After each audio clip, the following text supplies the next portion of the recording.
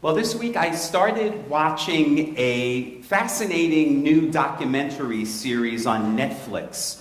It's called Wild, Wild Country. And it is all about a religious cult in rural Oregon.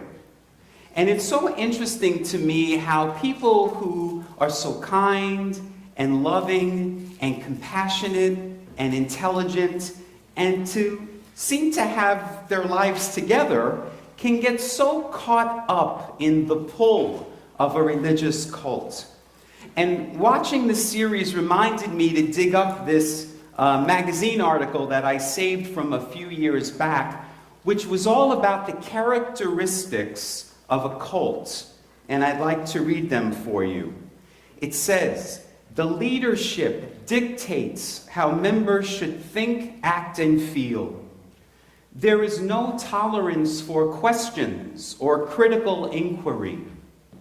Rational thought is discouraged or forbidden. Leadership induces feelings of shame or guilt in order to influence or control its members. The group is elitist, claiming special exalted status, and the group is preoccupied with bringing in new members." Now, as I read those again this week, I realized something. I realized that I know a lot of people right now, people living in West Michigan right now, who belong to a cult. And it is the cult of the Christian church. Now, hear me out. I'm going to read these again. And I want you to think for yourself if you have family members or neighbors who belong to a church where the leadership dictates how members should think, act, and feel. A church where there's no tolerance for questions or critical inquiry. A church where rational thought is discouraged or forbidden. A church where the leadership induces feelings of shame or guilt in order to influence or control its members. A church which is elitist, claiming special exalted status, and a church that is preoccupied with bringing in new members. I grew up in a church like this, and as we know, there are many churches in our country today that are like this. Churches that dictate how their members should think, churches that proclaim salvation to its members, churches that tell their members that they will be saved if they believe. Churches that encourage their members to go out and to convert others into their ways of thinking. And churches that discourage any critical inquiry or rational thinking. It is why we have so many people in our country today, college-educated people, who refuse to believe the laws of science and evolution and instead believe in a talking snake. We have seen a very scary trend in our country where people are putting the ideology of a group before facts, whether that be in churches or in politics. So you turn a blind eye to rational thinking and critical inquiry so that you can stay loyal to the ideology of a group. That, my friends, is a cult. We do not want anyone at Douglas UCC to be involved in a cult. Now, yes, we are a Christian church, and we are part of a Christian denomination, the United Church of Christ. 5,000 UCC churches in the United States. But in our church's mission statement, it spells out clearly, we are a church that is more about the questions than the answers.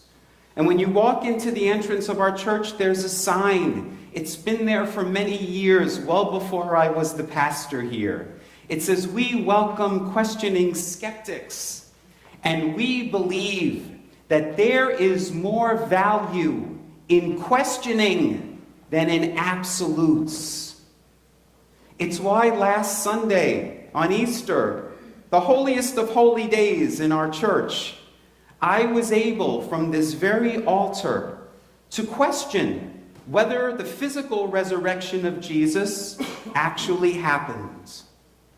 I would not be able to do that in 99.9% of Christian churches in America. Now, most people don't want to come to church to ponder questions. That's why the megachurches have thousands of members. Because people want to come to church for the answer. I want the answer. What's God's purpose for my life? What's going to happen to me when I die? Am I going to be saved? Pastor, give me the answer. And I told you before, I don't have the answer. And any spiritual teacher that tells you that they have the answer doesn't have the answer. Because God isn't an answer. God's a question. Now, just because we're more about the questions than the answers does not mean that we are not people of faith. It's actually just the opposite. You know, most people think that if you have doubts or questions about religion, that must mean that your faith is not very strong. But it's just the opposite. The contemporary Christian writer named Anne Lamott, I know a lot of you like Anne Lamott, she has a quote that says, "The opposite of faith is not doubt. The opposite of faith is certainty." Think about it. The opposite of faith isn't doubt. The opposite of faith is certainty. When you are so sure, so many Christians in America today, it's certainty. Jesus is the only way. You must accept Jesus as your personal Lord and Savior, or you will be damned to hell. I am certain of it. That's not faith.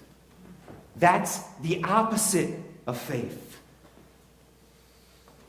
Now, in the New York Times last year, there was an op-ed piece written by Professor William Irvin, and it was called, God is a question, not an answer. God is a question, not an answer. And in that editorial, here's what he said. He said, "Belief without doubt would not be required of an all-loving God, and it would not be worn, and it should not be worn as a badge of honor. People who claim certainty about God worry me. Both those who believe and those who don't believe, they do not really listen to the other side of the conversation, and they're ready to impose their views on others. It is impossible to be certain about God." That's what he wrote.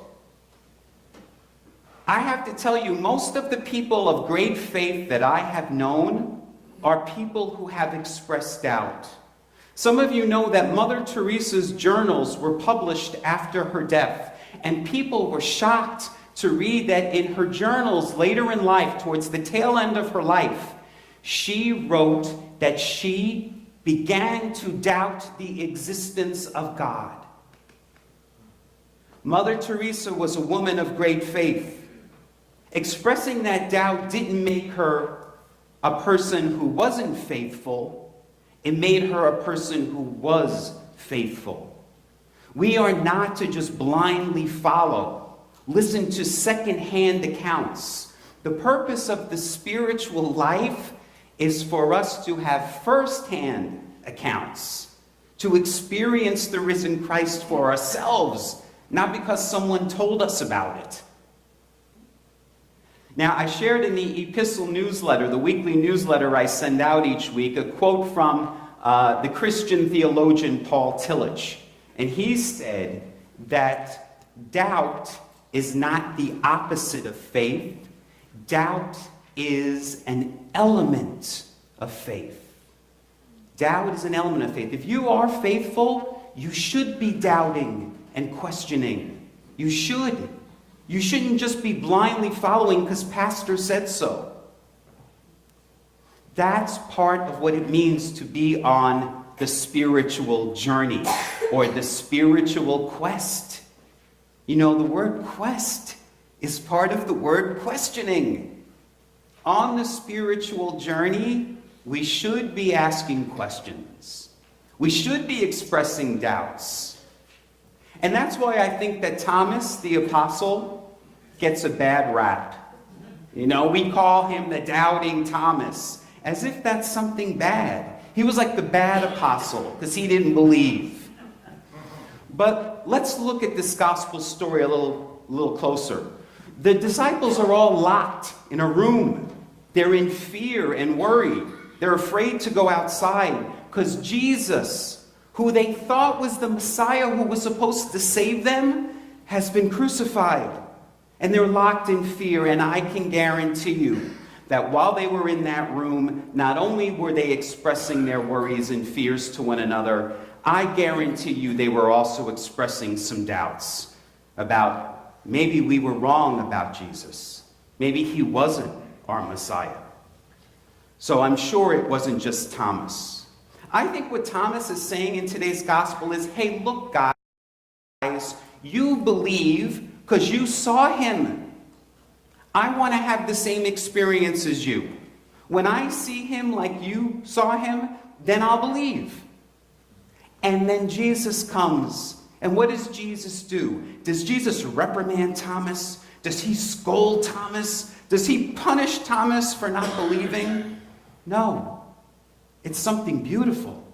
Jesus says, Thomas, come here. Touch my hand. Come feel my side. I want you to get intimate with me. I want you to feel my aliveness.